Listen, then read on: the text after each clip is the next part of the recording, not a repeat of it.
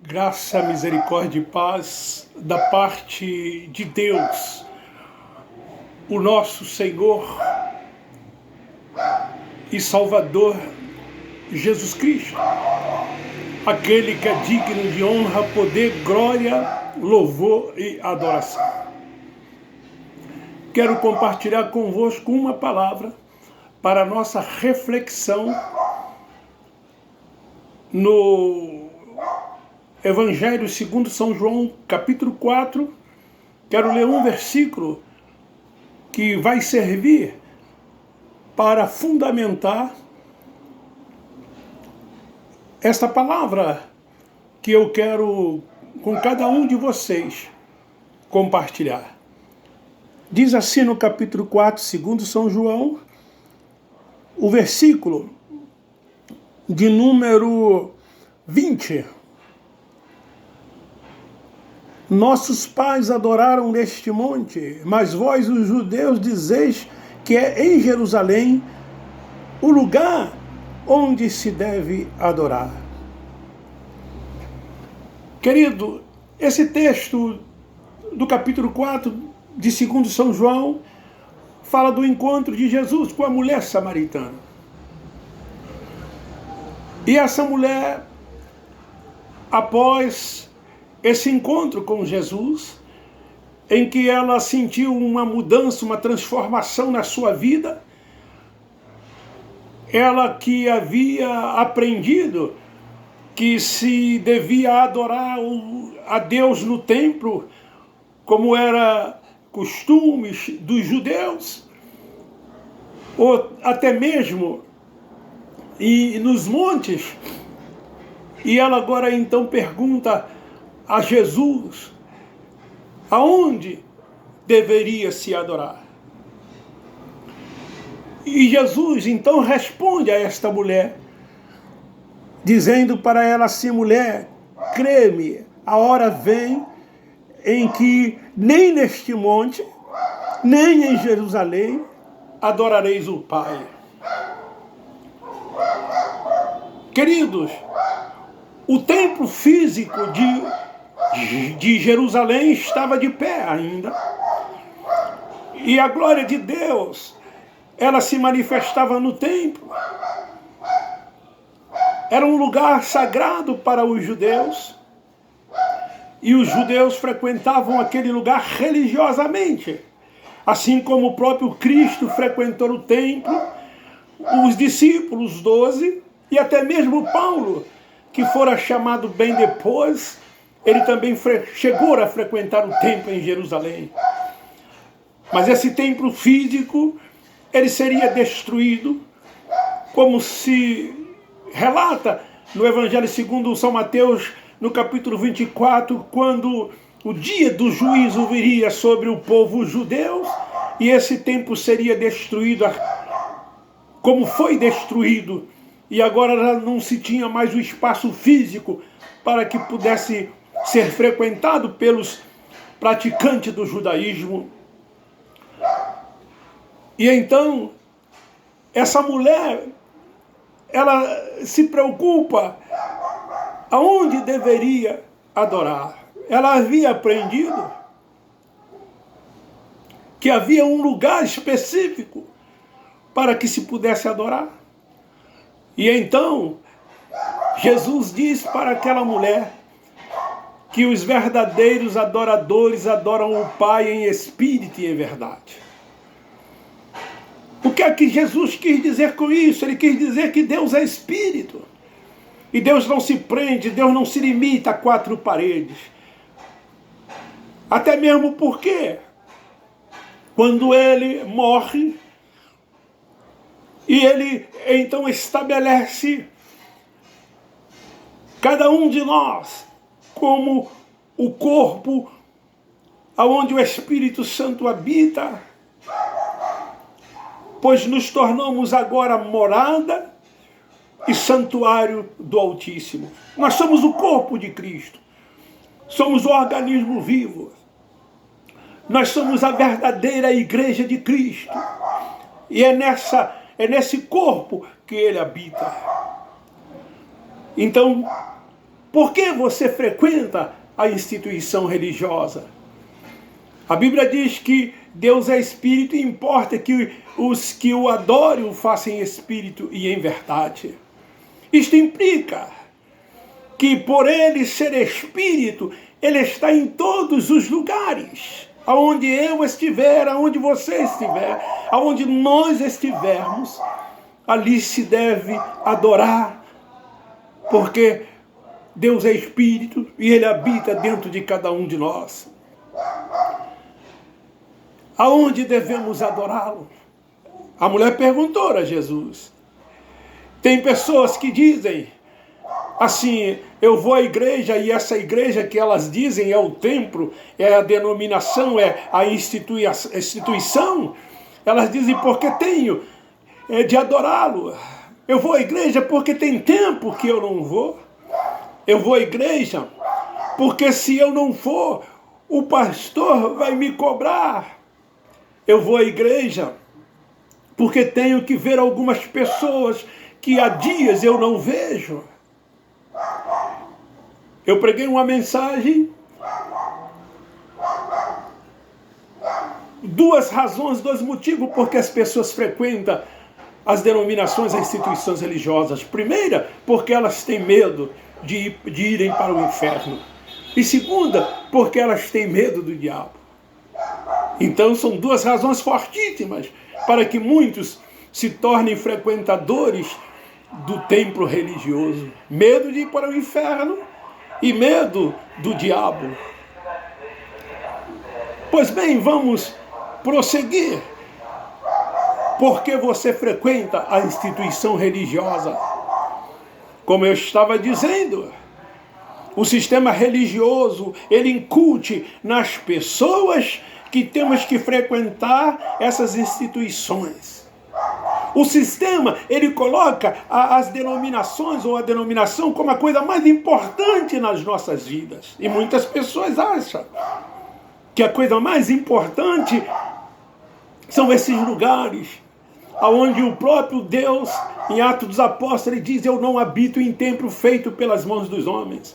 Por que esses líderes religiosos não ensinam o certo para as pessoas, não dizem para as pessoas? Sabe por quê que Deus está aqui? Aí eu estou me referindo no templo religioso, porque você está aqui, porque Ele habita em você. E quando todos nós deixarmos este lugar, Ele não está mais aqui. Porque não faz sentido Ele estar, porque o corpo de Cristo, a igreja como organismo, não mais está nesse lugar. Por que não ensina isso? Eu não tenho nada contra o templo religioso, não tenho nada contra as pessoas que frequentam o templo religioso. A questão é que eles ensinam de forma errada, valorizando aquele lugar e colocando aquele lugar acima de tudo e de todas as coisas, e até mesmo acima do próprio Cristo. E então, as pessoas valorizam muito os templos, esses lugares, e muitos, por não conhecer a palavra, só o adoram lá.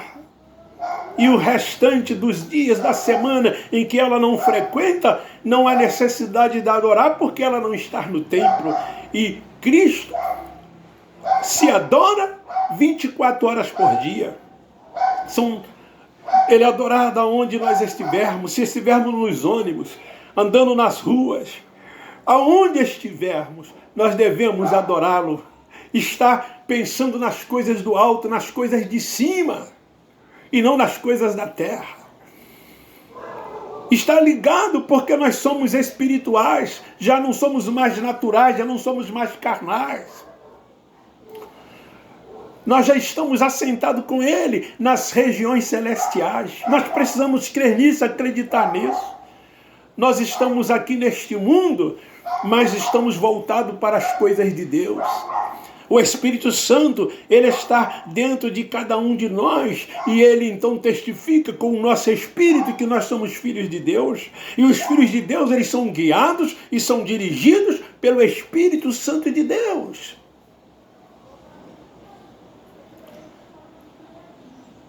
E então, nós andamos em graça. Nós andamos no Espírito. Nós não estamos preocupados em querer fazer isso ou fazer aquilo, ou deixar de fazer isso ou deixar de fazer aquilo, como se essas coisas fossem ajudar na nossa salvação, no nosso crescimento espiritual, na nossa edificação sobre o fundamento que foi posto por Paulo. Nós sabemos em quem temos crido. Nós somos salvos pela graça. A graça é Cristo. É um favor não merecido. E favor não se paga. Favor não tem que dar-lhe, vamos dizer, algo para que possa pagar. É favor. O favor foi feito porque nós não merecemos. E se é um favor da parte de Deus para nós, nós temos que crer, temos que acreditar que o sacrifício de Cristo foi perfeito. Nós não merecíamos, nós não merecemos. Salvação é por graça, e a graça é Cristo. E é por uma fé que vem de Deus, para que nós não nos gloriemos. E muitas pessoas estão fazendo obras, estão sacrificando, estão fazendo isto, estão fazendo aquilo, para que possam se salvar. Como eles ensinam dentro do sistema religioso: persevera até o fim, porque você será salvo. Pega um texto lá de São Mateus capítulo 24, que não tem nada a ver, porque nós somos salvos pela graça. Ele nos escolheu primeiro. Não fomos nós que o escolhemos, Ele nos escolheu. Antes de tudo, Ele já havia nos escolhido. Nós não somos salvos por perseverança, nós somos salvos pela graça, pelo favor não merecido. Perseverança não salva ninguém, só quem salva é a graça de Cristo, é esse favor que você não merece, que eu não mereço, que nós não merecemos. Coloque isso na sua mente, coloque isso na sua cabeça. Deixe que o Espírito Santo que está dentro de você, ele te revele o Evangelho da graça de Deus. O fardo de Jesus não é pesado como os fardos que os homens atam sobre os nossos ombros. É leve. O jugo dele é suave. Nele nós encontramos descanso para as nossas almas. Nós não nos preocupamos com o que as pessoas hoje se preocupam. Toda hora fica preocupado com o diabo, com Satanás, ficam preocupados se vai ou não para o céu, que tem que fazer isso para não ir para o inferno. Quem está em Cristo é nova criatura, as coisas velhas se passaram, tudo se fez novo, ninguém nos arrebata da sua mão. Quem nos justifica é Ele. Fomos justificados por Ele. Ninguém pode intentar acusação contra nós. Ninguém é ninguém mesmo. Nós estamos nele e Ele está em nós. Que esta palavra possa ficar remoendo na sua mente. Porque devemos frequentar instituições religiosas. Se Cristo, Ele está dentro de nós, se o Espírito Santo habita em nós, se nós somos o santuário, se nós somos a morada do Altíssimo, que esta palavra possa continuar dentro dos nossos corações, que nós possamos pedir que o Espírito Santo, que é o real intérprete da sua palavra, nos traga a revelação da graça de Deus. Que nós possamos entender e compreender que somos salvos por graça. Você foi salvo, você é salvo por graça. Nada pode te tirar das mãos dele, nada pode te tirar das mãos dele. Quem nos separará do amor de Deus? Quem? os líderes espirituais, os religiosos, os homens, os governantes, a profundidade, o porvir, a morte, nada nos separará do amor de Deus. É nada, nada, nada, nada pode nos separar. Ninguém tira de você a sua salvação. O seu nome está escrito e está escrito para sempre. Não existe esse negócio de estar escrito, apagado, escrito, apagado, que você é afastado pela instituição e agora o seu nome é apagado. Aí quando você se reconcilia, o seu nome é inscrito de novo. Isso é balela, essas coisas não existem. O seu nome foi escrito de uma vez por toda no livro da vida. Ninguém o arrebatará das suas mãos. Creia nisso. Esta é a palavra para a nossa reflexão. Aonde devemos adorá-lo? Em todos os lugares. Deus é espírito e importa que os que o adoram o façam em espírito e em verdade. O nosso culto é racional. E por isso nós não nos conformamos com as coisas deste mundo. Estamos firmados na rocha que é Cristo. E a porta do inferno não pode prevalecer contra nós. Quem tem ouvido para ouvir, ouça o que o Espírito de Deus diz à igreja. Amém, amém e amém.